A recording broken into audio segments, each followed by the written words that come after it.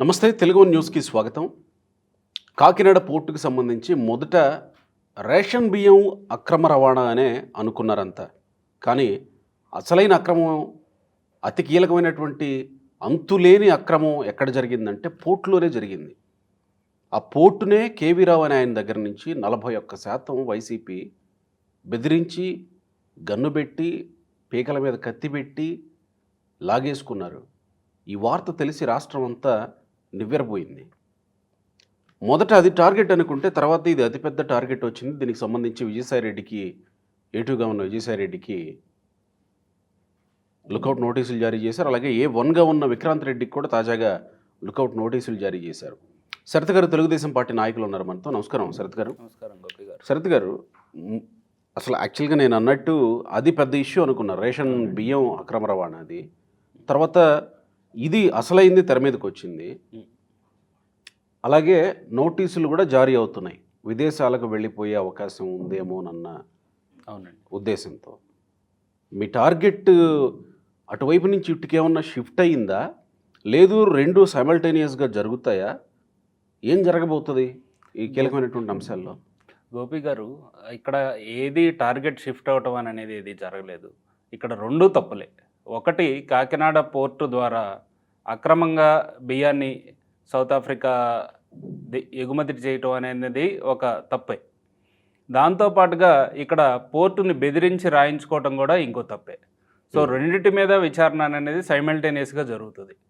So ఇక్కడ పోర్ట్లో ఉన్న బియ్యం విషయానికి వస్తే, అక్కడ షిప్లో, స్టెల్లా షిప్లో ఏదైతే దొరికినాయో ఆ బియ్యం విషయానికి వస్తే, అసలు ఈ ఉచితంగా ₹2 కిలో బియ్యం అనేది స్వర్గీయ నందమూరి తారక రామారావు గారు అప్పట్లో పేదవారి కోసం కనీస అవసరాలైన తిండి కోసం ప్రవేశపెట్టిన పథకం.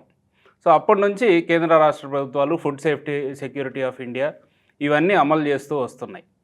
ఈ పథకంలో భాగంగా గత 5 సంవత్సరాలు 2019 నుంచి 2024 వరకు యథేచ్ఛగా, అక్రమంగా, ఇంకా చెప్పాలి అంటే ఒక సముద్రపు దొంగల్లాగా వైసీపీ వాళ్ళు అంచెలంచెలుగా వాళ్ళ నెట్వర్క్ని సెటప్ చేసుకొని ఈ అక్రమంగా స్మగ్లింగ్ బియ్యాన్ని చేయడానికి ఒక పెద్ద కుట్ర పన్నారు. అంటే ఈ 5 సంవత్సరాలేనా, అంతకుముందు జరగలేదా? అదంతా ఇప్పుడు జరగట్లేదా? ఇప్పుడు కూడా జరుగుతూనే ఉంది కదా సార్ ఈ 6 నెలల్లో. నేనేమంటున్నానంటే, ఒకటి చెప్పండి జెన్యూన్గా, మీరు చర్యలు తీసుకొని ఇలాంటి అక్రమ రవాణాని ఆపేస్తామని చెప్పండి, అంతవరకు నమ్ముతాం. అంతేగాని మీరు రాజకీయ నాయకులుగా మారి గతంలో జరిగింది ఇప్పుడు జరగట్లేదని మాత్రం చెప్పకండి. ఎప్పుడూ జరుగుతూనే ఉంది విషయం. ఎప్పటికైనా సరే మేము అక్రమాలని అడ్డుకోవటంలో ఖచ్చితంగా ఒక గట్టి పాత్ర పోషించాలనేదే కూటమి ప్రభుత్వం యొక్క ముఖ్య ఉద్దేశం. గతంలో జరిగింది ఇప్పుడు జరుగుతుంది అని అంటే, ఇప్పుడు జరుగుతుంది అని తెలుసుకున్న వెంటనే నాదెళ్ల మనోహర్ గారు ఆల్రెడీ ఒకసారి వెళ్ళారు, వార్నింగ్ ఇచ్చారు, రెండోసారి వెళ్ళారు. అది ఇంకా కూడా వాళ్ళు కంటిన్యూ చేస్తూ ఉంటే పవన్ కళ్యాణ్ గారు మొన్న వెళ్ళి మొత్తం షిప్ను కూడా సీజ్ చేయడం జరిగింది. మేము ఎక్కడా కూడా అక్రమాలకు కావచ్చు, అవినీతి పరులకు కావచ్చు, వాళ్ళకి ఒక ప్రోత్సాహాలు ఇచ్చే పరిస్థితుల్లో మేము లేము. రాష్ట్రం ఇప్పుడు ఎంతో సంక్షోభంలో ఉంది, వెనక్కిపోయింది. వాటిని నిర్మించుకునే పరిస్థితుల్లోనే మేము ఉన్నాము. దాంతోపాటుగా అరాచకాలు, అవినీతిని ఖచ్చితంగా అరికట్టే దానికి కఠినమైన చర్యలే తీసుకుంటాము.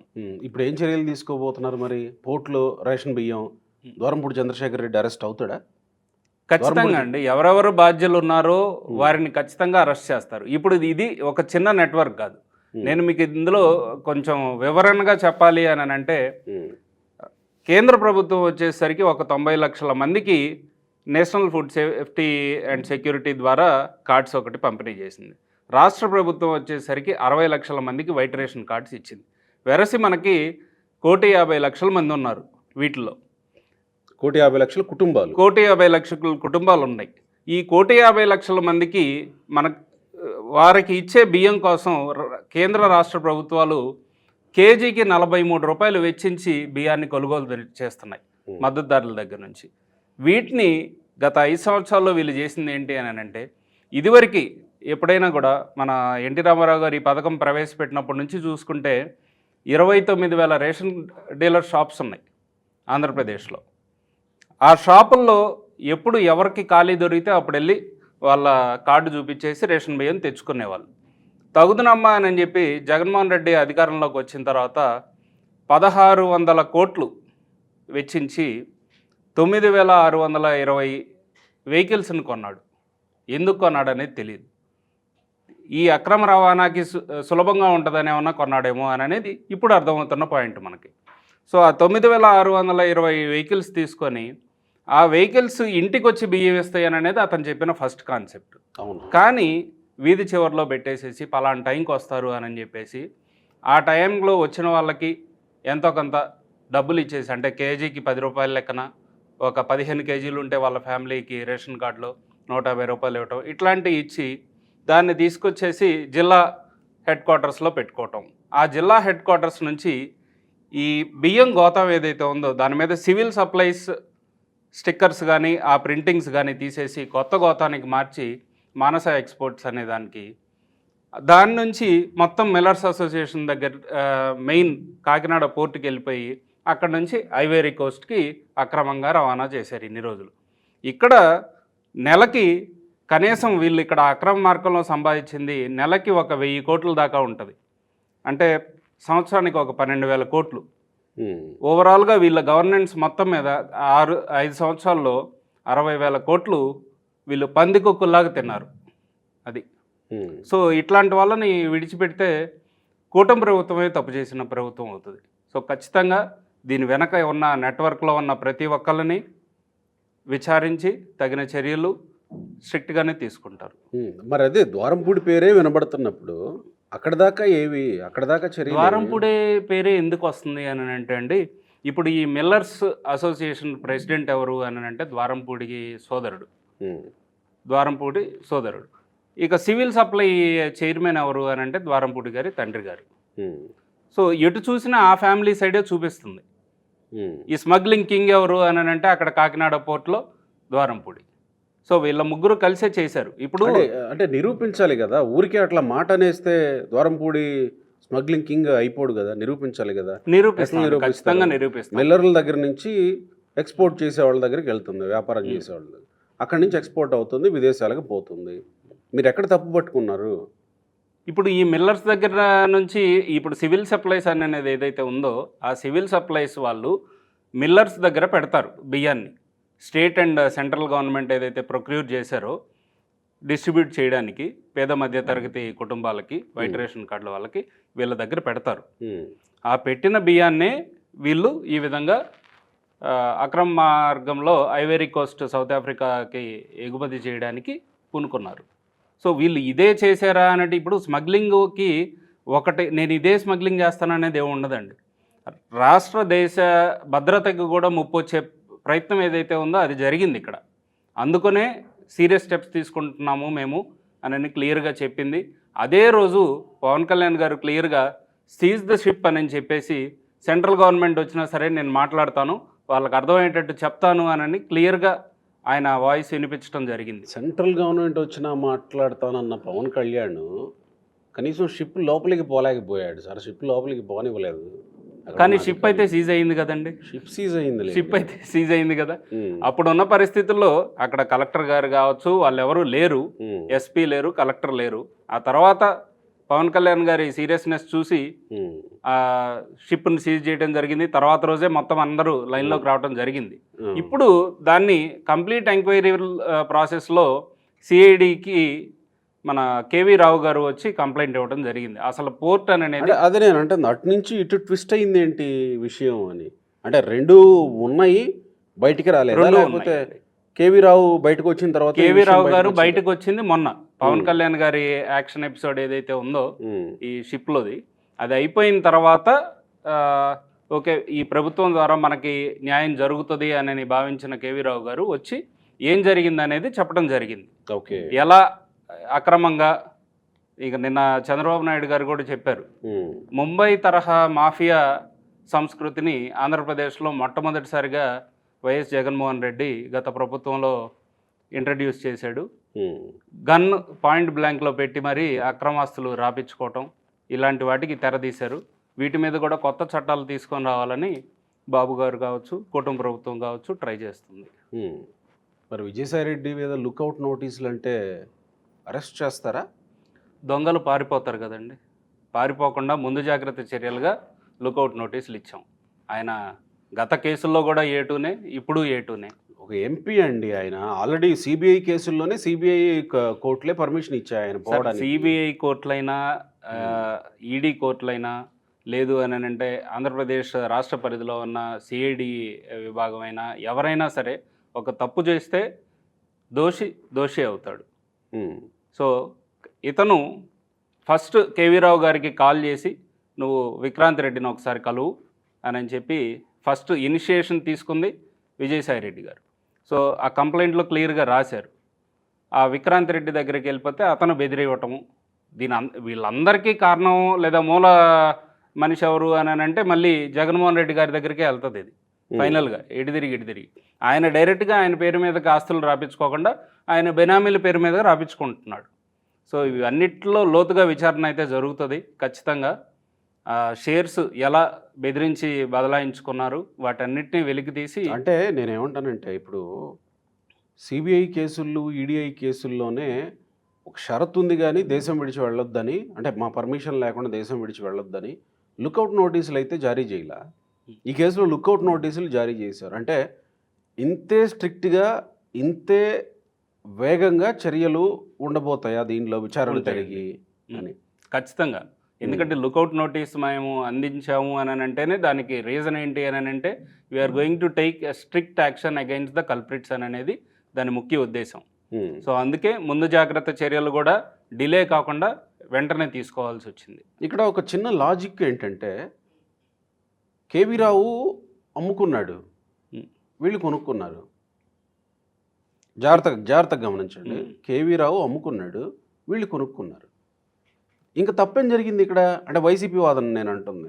ఇంకా తప్పేం జరిగింది అంటే గతంలో ఎవరికైనా ఏదైనా అమ్మి ప్రభుత్వం మారిన తర్వాత లేకపోతే ఒకానొక సర్టన్ పీరియడ్ అయిన తర్వాత లేదు మా దగ్గర బెదిరించి లాక్కున్నారు వీళ్ళు, మేము అమ్మలేదు అని కేసు పెడితే ఆ కేసు స్వీకరించి క్రిమినల్ కేసు నమోదు చేస్తారా దీని మీద అనేది వైసీపీ. ఇప్పుడు కూటమి ప్రభుత్వం వచ్చిన 6 నెలల్లో దగ్గర 150,000 మందికి పైగా ఈరోజు దాకా వినతి పత్రాలు అందించారు. మా ఆస్తులు మమ్మల్ని భయభ్రాంతులను చేసి లాక్కున్నారు అని. చంద్రబాబు నాయుడు గారు ఎప్పుడైనా సరే మంగళగిరి హెడ్ ఆఫీస్కి తెలుగుదేశం పార్టీ కార్యాలయానికి వచ్చిన ప్రతిసారి చూస్తే కనీసం 4-5 వేల వినతి పత్రాలు కేవలం ల్యాండ్ గ్రాబింగ్ మీదనే వస్తున్నాయి. సో ఈ విధంగా అందుకే నిన్న చంద్రబాబు నాయుడు గారు ప్రెస్ మీట్ పెట్టినప్పుడు కూడా నిన్న క్లియర్గా అనింది, ఇది ఏదో చిన్న విషయం కాదు, ప్రభుత్వంలో ఉన్న పెద్దలే వారి పరిధి దాటి అక్రమాలకి పాల్పడి దౌర్జన్యంగా ఆస్తులు బదలాయించుకునే దాంట్లో ఏదైతే పాల్పడ్డారో వారిని ఖచ్చితంగా శిక్షించాలి, దీనికోసం ఎక్కడెక్కడైతే చట్టాలు ఉన్నాయో వాటన్నిటిని అధ్యయనం చేయాలి అని నిన్న చంద్రబాబు నాయుడు గారు కూడా ఒక పదం ఉపయోగించారు అని అంటే విషయంలో ఎంత సీరియస్నెస్ ఉందనేది మనకు అర్థమవుతుంది. అంటే ఇష్టపూర్వకంగా ఇవ్వలేదు, బెదిరించి తీసుకున్నారు కాబట్టి దీనిలో బెదిరించి తీసుకున్నారు అంటే బెదిరించి తీసుకున్నారు అని అనడానికి మన దగ్గర ఉన్న ఎవిడెన్స్లు ఇవి ఏంటి అని అంటే ఇప్పుడు కేవీ రావు గారు ఆల్రెడీ కంప్లైంట్ ఇచ్చున్నారు. వారి కంప్లైంట్ ప్రకారం ఎంక్వైరీ అనేది జరుగుతూ ఉంటుంది.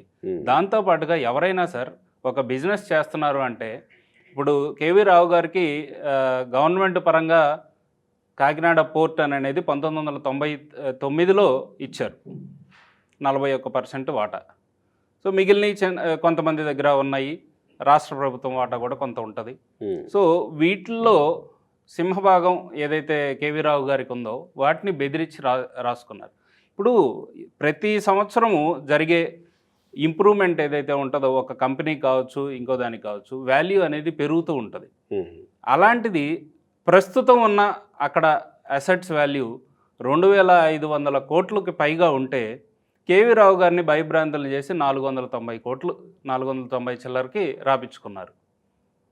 అంటే అక్కడ ఎంత బెదిరించారు, ఏ విధంగా తన మీద కేసులు పెడతామని కావచ్చు లేదా అవసరమైతే చంపేస్తామని కూడా ఏ విధంగా బెదిరించుంటారు అనేది మనం ఊహించుకోగలం.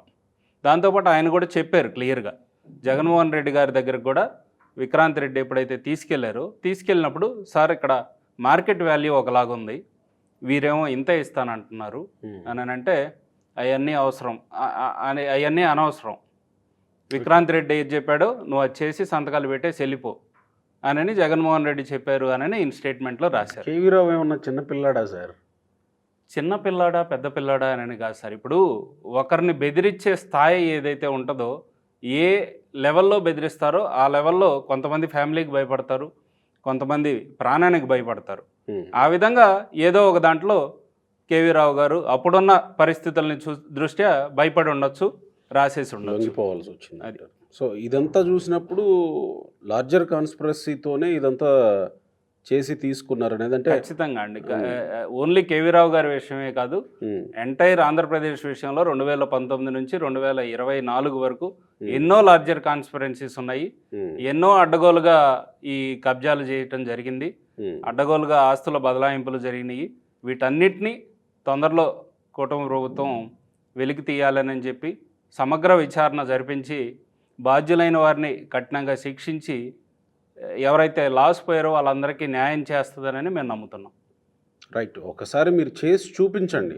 ఖచ్చితంగా చేసి చూపిస్తే మిగతా వాళ్ళు ఎవరన్నా, ఇప్పుడు మీరు అన్నారు పవన్ కళ్యాణ్ వచ్చి ధైర్యంగా షిప్ని సీజ్ చేయడంతో కేవీ రావుకి ధైర్యం వచ్చింది, నమ్మకం వచ్చింది. ధైర్యం అనే కంటే నమ్మకం వచ్చింది ప్రభుత్వం మీద, అందుకే వచ్చి ఆయన కంప్లైంట్ చేశాడని అన్నారు. మీరు ఇలాంటి విషయాల్లో న్యాయం చేయగలిగితే సాధారణ ప్రజలకు కూడా ఫస్ట్ నమ్మకం వస్తుంది, ముందుకు వస్తారు, కంప్లైంట్ చేస్తారు. డెఫినెట్గా అండి. కంప్లైంట్ అంటే మీరు ప్రతిపక్షాలు ఏదో శిక్షించాలని కాదు నేను అంటుంది, బాధితులకి న్యాయం జరగాలని. సో మీరు చేసి చూపిస్తే అవుతుంది అది.